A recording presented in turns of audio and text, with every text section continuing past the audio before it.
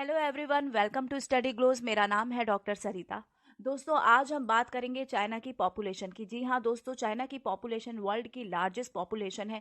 ये हम सभी जानते हैं, पहले भी थी अभी भी है, लेकिन एक तरीके से ये काफ़ी ज़्यादा घट रही है। और ये घटने वाली पॉपुलेशन जो है चाइना के लिए खुशी का माहौल बनाने से ज़्यादा चाइना के लिए परेशानी बन चुका है। जी हाँ दोस्तों, चाइना की जो वन चाइल्ड पॉलिसी थी, जो चाइना ने अपने लिए अपनी अर्थव्यवस्था को आगे बढ़ाने के लिए बनाया था, अब यही वन चाइल्ड पॉपुलेशन पॉलिसी जो है ये इसकी अर्थव्यवस्था को पीछे धकेलने का काम कर रही है। चाइना में जो यंग पॉपुलेशन है उसकी संख्या काफ़ी तेज़ी से घट रही है और बुजुर्गों की संख्या जो है काफ़ी तेज़ी से बढ़ रही है। और इस वजह से चाइना जो है काफ़ी ज़्यादा परेशान है और उसने अपनी जो पॉपुलेशन पॉलिसी है उसको बदलने का फैसला किया है। चाइना की ये जो वन चाइल्ड पॉलिसी है ये 1978 में लागू की गई थी। उस समय चाइना का ऐसा मानना था कि पोवर्टी एलिवेशन के लिए और फास्ट इकोनॉमी डेवलपमेंट के लिए ऐसा करना ज़रूरी है। इस पॉलिसी के तहत एक से ज़्यादा संतान पैदा करने वाले जो कपल होते थे उनको पनिशमेंट का प्रावधान था, या तो उन्हें जेल भेज दिया जाता था या काफ़ी ज़्यादा पेनाल्टी उन्हें पे करनी पड़ती थी। लेकिन अब चाइना ने अपनी गिरती हुई पॉपुलेशन को दोबारा से उठाने के लिए अधिक बच्चा पैदा करने वाले जो कपल है उनको फाइनेंशियल सपोर्ट करेगी। इसके अलावा कई और सुविधा भी दी जाएगी और उनकी ये जो नीति है ये 2021 से 25 की जो पंचवर्षीय योजना है उसमें लागू की जाएगी। हालांकि चाइना की वर्ल्ड चाइल्ड पॉलिसी जो है ये 4 साल पहले ही खत्म कर दी गई है और उसके बाद से जो कपल है उसे सेकंड चाइल्ड जो है वो पैदा करने की इजाज़त दी गई है, क्योंकि चाइना में जो वर्किंग फोर्स है वो काफ़ी तेज़ी से घट रहा है। काम करने के लिए युवा वर्ग का होना बहुत ज़रूरी है, लेकिन चाइना में युवा वर्ग की जगह बुजुर्गों की संख्या जो है हाल के कुछ दिनों में काफ़ी तेज़ी से बढ़ी है। चीन के जो पॉपुलेशन एक्सपर्ट्स हैं उनका ये मानना है कि चीन को अपनी आबादी को एक सीमा के बाद से घटने नहीं देना चाहिए। उनका ये मानना है कि और यहाँ पर और ज़्यादा रिसर्च की ज़रूरत है कि किस कपल को कितने बच्चे पैदा करने की परमिशन होनी चाहिए।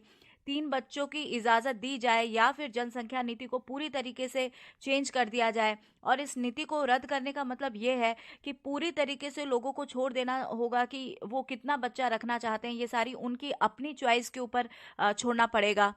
चीन के जो एक्सपर्ट हैं वो ये भी मानते हैं कि नई पॉपुलेशन पॉलिसी जो है वो बनाने के लिए ये ध्यान में रखा जाए कि हर क्षेत्र के लिए उनकी आवश्यकता के हिसाब से ये नीति लागू होनी चाहिए, क्योंकि चीन में हर जगह जो है पॉपुलेशन का एक अनइवन डिस्ट्रीब्यूशन देखा जाता है। वैसे भी दोस्तों, पॉपुलेशन जो है एक डायनामिक फेनोमेना है और इसमें इवन डिस्ट्रीब्यूशन कहीं भी नहीं देखा जाता है। हर जगह हमारा जो रिलीफ फीचर्स है और क्लाइमेटिक कंडीशन है, बहुत सारे फैक्टर हैं जो कि इन्फ्लुएंस करते हैं पॉपुलेशन डिस्ट्रीब्यूशन को। तो उन सब को ध्यान में रखते हुए ये जो नीति है वो लागू की जानी चाहिए।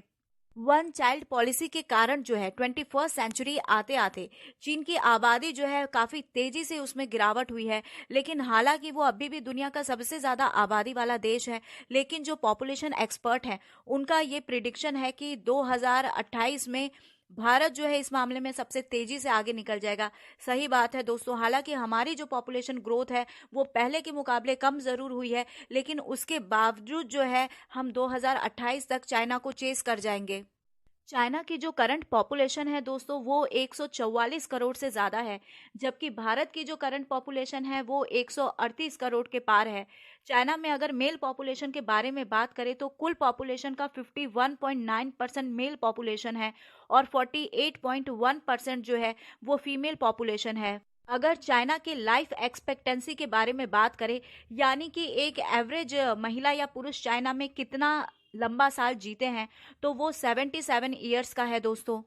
चाइना जो है वर्ल्ड का 18% से ज़्यादा का पॉपुलेशन शेयर करता है और इस हिसाब से ये वर्ल्ड का नंबर 1 पॉपुलेटेड कंट्री है। और अगर हम यहाँ पे डेंसिटी के बारे में बात करें तो यहाँ की जो डेंसिटी है 153 पीपल लिविंग पर स्क्वायर किलोमीटर है।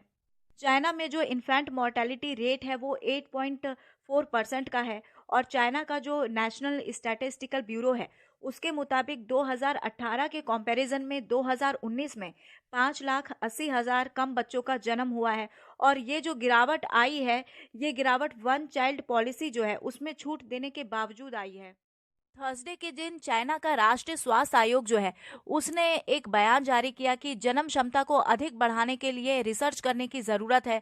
और इस आयोग ने ये भी कहा कि जो चाइना का मेन औद्योगिक रीजन है, इंडस्ट्रियल रीजन है उत्तर पूर्वी का, वहाँ पर जनसंख्या जो है वहाँ काफ़ी कमी देखी गई है, क्योंकि जो यंग है और जो फैमिलीज़ हैं वो बेहतर अपॉर्चुनिटी के लिए दूसरी जगह प्रस्थान कर गए हैं। और साथ ही जो चाइना के इम्पोर्टेंट प्रोविंस हैं, लियोनिंग है, जिलिन है और हेई लोंग जियांग है, ये एरिया जो है लगातार 7वें वर्ष 2019 में यहाँ जनसंख्या में कमी देखी गई है। चीन में 20 से 34 वर्ष की जो उम्र की महिलाएं हैं उनकी संख्या काफी तेजी से घट रही है, जबकि इसी उम्र में महिलाएं ज्यादातर मां बनती हैं और उनकी फर्टिलिटी रेट यहाँ पे हाई होती है। जबकि अगले 5 वर्ष में 62 लाख ही इनकी संख्या जो है रह जाने का अनुमान है। जबकि 60 वर्ष से ऊपर की जो लोगों की संख्या है वो पिछले साल जो है 25.5 करोड़ के आसपास की थी, और ये पूरी आबादी का लगभग 18% हिस्सा था। और 2050 तक जो है चाइना की आबादी में ये 1/3 जो हिस्सा है वो इसी उम्र का होगा। और इस तरीके से हम कह सकते हैं कि चाइना जो है विश्व का सबसे बूढ़े लोगों वाला देश होगा, और ये किसी भी सोसाइटी के लिए, किसी भी कंट्री के लिए काफ़ी ज़्यादा चिंता का विषय है। और इसीलिए अपनी 14वीं पंचवर्षीय योजना जो है उसमें चाइना जो है इस समस्या का समाधान ढूंढने की कोशिश कर रहा है, और उसकी पूरी कोशिश है कि उसके कंट्री में बर्थ रेट जो है अब तेजी से बढ़े, यानी कि पॉपुलेशन बढ़ाने के चक्कर में चाइना जो है वो लगा हुआ है। So here is the end of this lecture. Thank you.